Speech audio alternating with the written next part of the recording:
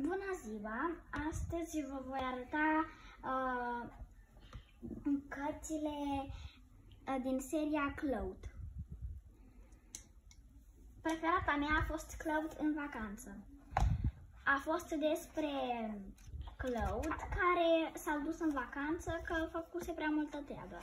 Aici Cloud salvează un om care era să fie mâncat de un rechin, dându-i o baghetă cu un os suculent și spunându-i niște vorbe.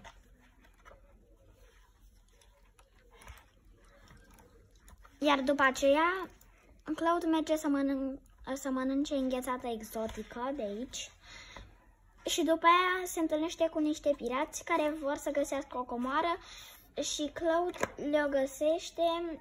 Iar după aceea se întâlnește cu un alt pirat foarte rău care a dat la schimb comoara sa pe o valiză cu valiza lui Cloud.